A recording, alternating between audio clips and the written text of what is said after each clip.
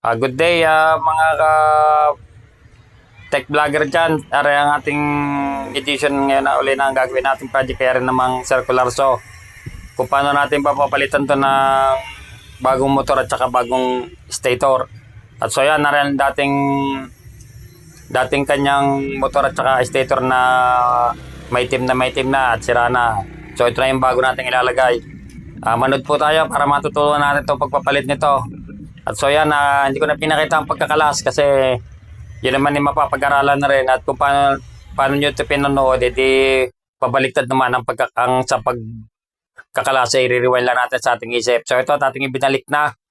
Pinalitan na natin ang ating bagong stator muna ang ating inilagay. Yan, at pagkalagay natin ito ay ating ilalagay na rin armature. So yan, cover muna tayo pagkalagay natin ng stator dyan. So ito naman susunod itong armature ang ating ilalagay. Ganito lang itong kaluan. Sa mga gusto mag-DIY, panoodin nyo ito at matututunan nyo ito sigurado. At so yan, at atin ay binalik itong stator. At rin naman cover sunod ang ating ilalagay.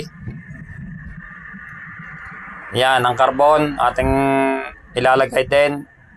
Pero pwede namang mamaya na yan at pwede na rin ngayon. Pero possibly mas maganda yata mamaya natin ito ilagay itong pinaka-carbon niya. Kaya ang ating munang uunahin ay diary mo ng pinaka-cover at saka yung kanyang pinaka-headgear niya muna ating ilalagay. So yan, sa mga ka-YouTuber dyan na mahilig mag-DIY at may gusto matutunan sa pagkakalas ng ganito, panoodin nyo at siguradong baka isang araw kayo na rin mag-aayos ng inyong mga circular saw. At pagkatapos niya mailagay natin itong ating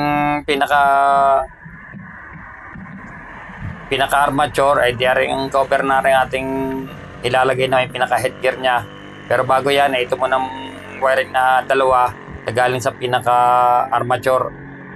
At atin muna itutugtong sa pinaka-switch at saka sa pinaka-line na papunta ng AC. So ayan, dalawang linya lang ito, mabaliktad man, magkapalit at walang kaso, walang problema ito, okay lang.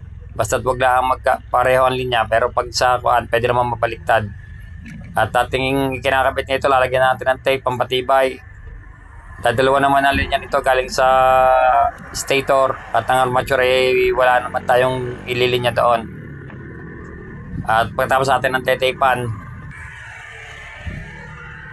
at pagka-tape natin ito ng cover, yan, ilalagay natin itong cover. Motor. Ayan, nakalagay na. Tapos ito ang pinaka-headgear. Dito lang medyo tatanda, pagtutuunan natin ng pansin itong lock niya. Yan ang importante at medyo may pagkakomplikado. Kasi may mga spring ito at ingat-ingat sa paggagawa, baka makatalsik. Pangalawa, itong ating nagsisilbing lock nito para mapalitan natin ng bala, yung ating ginagamit na circular saw. Pagka gusto natin tanggalin at palitan ng bala. So ito lang medyo kailangan natin pagtuunan ng pansin dahil ito may spring. At ikakabit natin na mabuti at baka makakalang ay siguradong maninira yan. Panoodin nyo lang kung paano. Madali lang naman yan. May mga kanal naman yan at saka madali na yan. Nagalaw-galaw na siya. Kasi pag itinulak to, siya na magsisilbing lock nito para matanggal natin yung pinaka-bala ng circular saw.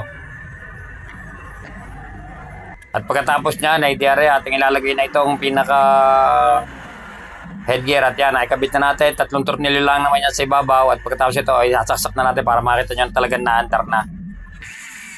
At yan, napakatining ng antar na parang bagong-bago na uli ang kanyang tunog. At nilagyan na rin natin nga pala ng mga grasa ang pinaka-shafting niya, ng pinaka-main gear, ang headgear niya. At saka yung bearing, nilagyan na natin ng grasa. At yan, kaya natin hinahawakan yan para makita natin kung nahigop ba ang hangin papunta sa loob niya at para magiging pampalamig na rin ng kanyang motor at hindi gano'ng mag-init. So ayan, at ramdaman naman natin na nahigop at nagbabacuum siya. So hanggang dito na lamang at pagkatapos sana'y nakatulong ito at sa mga mahilig mag-DIY, sa ating mga ka-YouTuber dyan, yan. Isa na naman itong ating mapapag-aralan at mapapagpataya kung paano na tayo magpalit ng bagong motor ng ating circular saw.